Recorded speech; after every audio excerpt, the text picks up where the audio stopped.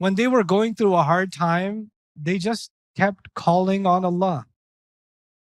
They just kept talking to Allah. They kept crying out to Allah. They made conversation with Allah. Inna kunna min qablu nad'uhu.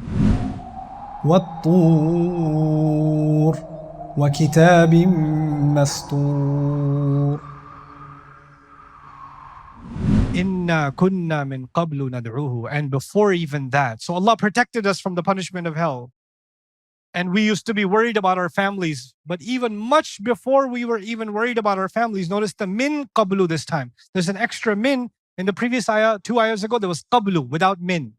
But now there's min qablu, which means even before then, and even since the beginning, we were doing something. Nad'uhu. We just kept calling Allah. And this is a summary of their remembrance of their entire life. All these people in Jannah, from all these different centuries, all these different continents, all these different languages, and they all have one thing in common. When they were going through a hard time, they just kept calling on Allah. They just kept talking to Allah. They kept crying out to Allah. They made conversation with Allah. Inna kunna min qablu nad'uhu. And dua, nad'u, means two things. Call Him and also means pray to Him. Ask Him for things. Make dua from Him. We kept praying to Him. We kept asking Him. We kept begging Him. We kept talking to Him and begging Him and talking to Him and begging Him. This is what we did. This was our relationship with Allah. Ya Allah, just give me this. Ya Allah, just give me this. Ya Allah, just give me this. And then what did Allah prove Himself to be? Innahu huwal barrur rahim. As a unique name of Allah. Never in the Quran does Allah describe Himself as Al-Barr except this ayah. Al-Barr. This is the only place in the Quran where Allah describes Himself as Al-Barr. Barr is used in other places in the Quran, like وَتَوَفَّنَا مَعَ الْأَبْرَارِ. Like, for example, another version of this word, لَيْسَ الْبِرَّ أَن تُوَلُّوا وُجُوهَكُمْ ظَهَرَ الْفَسَادُ فِي الْبَرِّ وَالْبَحْرِ بِمَا كَسَبَتْ أَيْدِي النَّاسِ. So it's used in other places. But for Allah, you've seen Ar-Rahim before, but what have you not seen before? Al-Barr. So let's understand what Al-Barr means.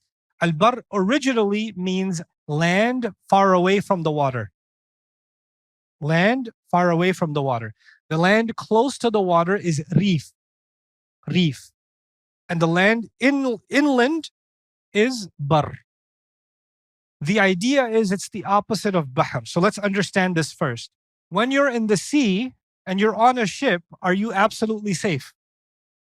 No, it depends on the sea, doesn't it? If the sea decides and it turns into a tsunami wave or something, the ship can overturn. There could be a lightning strike. Anything can happen, but you're not safe until you reach what? Land. And once you reach land, even the reef area is still dangerous because large waves can come and strike the land. But when will you feel, if you've been out at sea for a long time, where will you feel the safest? When you are deep inland. Now you're on stable ground. This is a reliable place for safety. From it comes the idea that someone who is good and reliable, like they're good for their promise. I know in American English we say this, you may not have heard of it. You say, hey, can I borrow $20? I'm good for it. I'm barr for it. Meaning I'm reliable, I'll pay it back. Allah is good for His promise, is one of the main implications of the ayah here. In other words, barr actually means good, but good in what sense? Good in being reliable. God is good. God is reliable. We used to call Him and pray to Him and pray to Him and because He is the ultimate one that is good for promises. He fulfills His promise. When He promised something, إِنَّكَ لَا تُخْلِفُ الْمِيعَادِ, you don't break the promise. So that's included inside of this meaning. And not only did He fulfill His promise, He gave me much more than what I even imagined. And that's inside what word? Ar-Rahim.